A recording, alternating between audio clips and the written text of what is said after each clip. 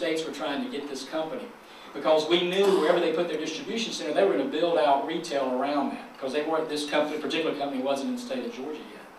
And so it was us versus all these other southeastern states, and it came down to 2 sites in Georgia, both of them on an interstate. One of them pretty good community and economic development. One has not been as successful, a little more rural. We went back and forth, and finally they chose the larger community, and we scheduled an announcement for Monday morning with my boss at the time, the governor. And so on Thursday, my project manager walked in and said, "We got a problem. The vice president of this company wants to talk to you this afternoon. There's a problem." I said, "Oh, I won't tell you what I exactly said. It wouldn't be appropriate in this nice group." So we got on the phone with the vice president. He said, "Deal's off." I said, whoa, hang on. I got to call the boss. I don't want to do that. This was actually during an election year. I said, "I really don't want to make that call." I said, "What is it?" He said, "Well, for the last 2 weeks, I've had about 10 teams living in that community." He said they've been going to every city council meeting, every county commission, every school board. They've been going out to the Little League fields. They've been going to church. They've been reading the papers. This was back before all the blogging and everything else that gets out of your commission meetings before you even leave. And he says, "Chris, this community doesn't have it together. There's no way they're going to work with us to grow our $100 million investment over the long term if they can't get along with each other. We're out." And I said something else. She said, I said, is there a chance here?" He goes, "Well, there's good news at the end of this call, because for the last few days, we've been sending people over to the other community. And we think we can work out a deal this weekend." And so we worked with the county commission over that weekend and put that deal together. And any of you driving on I-16 now sees Academy Sports in Twiggs County. They've now, I think they're the largest employer in town, and they've doubled that plant already, or that facility there. These companies know what you're doing. They know what's happening in your community. They want to go somewhere where you handle your business professionally. They know there's disagreements. That's fine. That's politics. But handle it the right way and realize that everything that happens plays into your business climate. The last thing I'll suggest to you that you can do as a county commissioner to have a successful community economic development is this. The front door for new companies coming to your community is your development authority. The front door to the companies that are going to expand in your community, small businesses, are usually your local chamber of commerce. Now, as an elected official, you don't have too much to do with the chamber, except for hopefully you're all members, I'm sure, right? Okay, I know some of you are.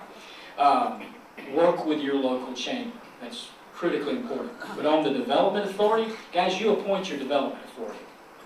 You appoint the 10, 15 men and women that are going to represent your community to the business world and to make decisions for you. Don't take those appointments lightly. There's one community that will go unnamed, great development authority board, brought in a big project, deal of the year, county commission didn't like a couple of them politically for whatever reason, they got rid of all of them.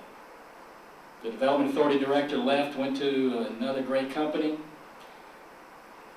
Businesses stopped. We're not getting the projects in that community that we saw before.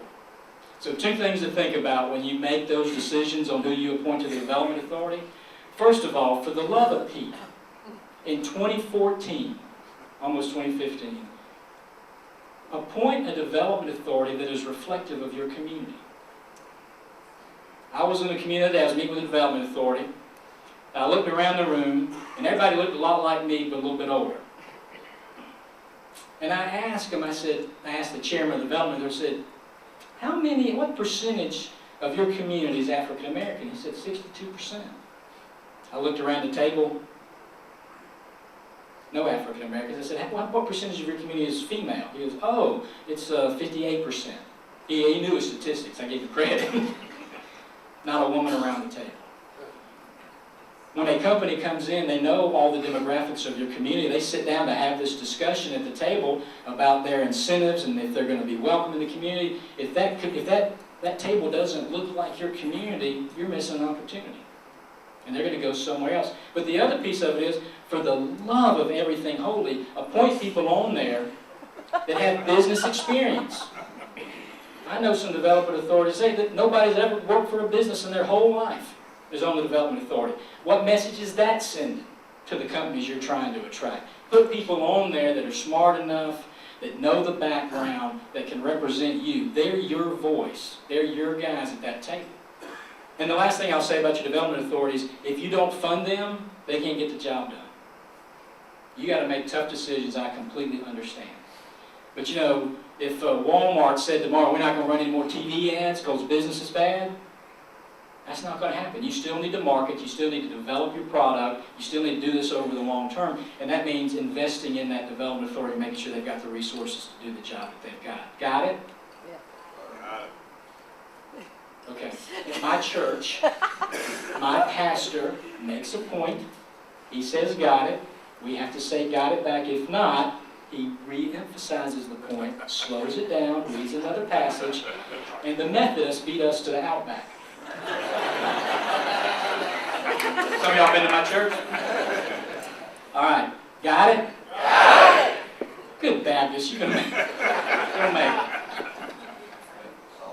At the end of the day, your role, and I can't stress to you the importance enough of the role that you play in economic development. It is critical to the success of your community. And I know you're only one voice amongst others, but you can set the tone, the tenor, and be that champion for local economic development if you really want to live up to that campaign promise you have. And leadership matters. I want to close out and tell you this story. Laura's heard it before. Several years ago, when I was deputy commissioner, I was responsible for negotiating the Kia deal. I was y'all heard of that one, right? That's a big deal. We were having the first phone call the first night. I was sitting in the commissioner's office. I was deputy commissioner. Had all of our staffs running everywhere, pulling maps. They were in Korea talking to us, and they'd really done their homework already. And they knew that Troup County would work. They knew there were multiple locations in Troup County that would work. And so we were talking about the different sites. There were 3 towns. Anybody from Troup County here, by the way? Okay. Yes, sir.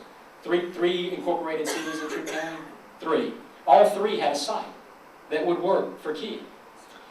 And so at the end of the phone call, the president of Kia said, Chris, he said, do you think Troup County wants us?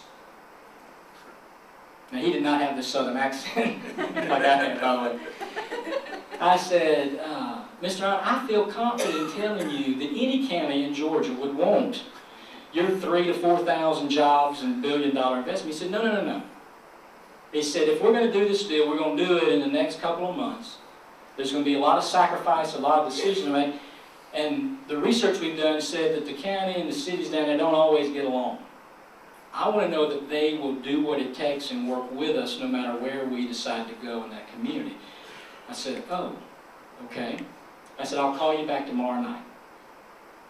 Deal. So I called that night Jane Fryer at 11 o'clock at night. I said, I'm going to be in your office in the morning at 8. I said, and I want all of your local leadership there. Because I got the biggest project in the country and we need to talk about it. See, I got it, no problem. So I expected to show up and see, 4 or 5 folks around the table. There's about 30 around the table. Every elected county commissioner, every city council member. I know we broke some rules about open meetings. I never thought about that till right now. Don't say that.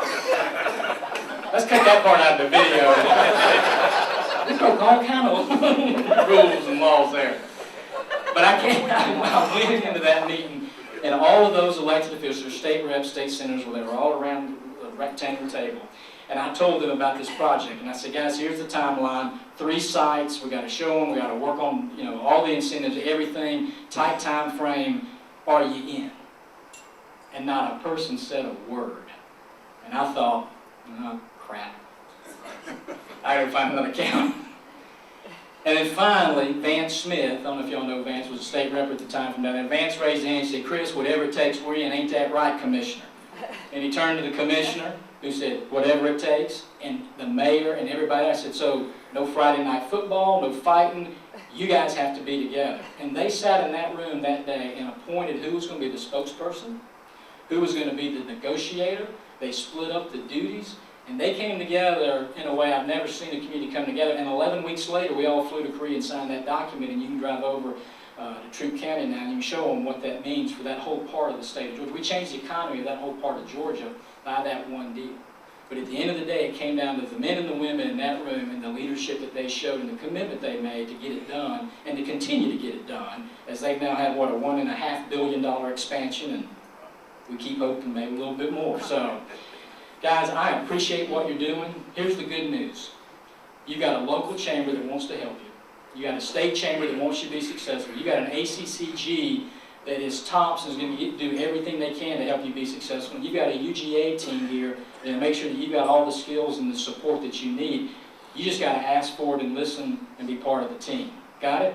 Got it. Good luck. God bless. And of course, we'll stick around and answer some questions afterwards.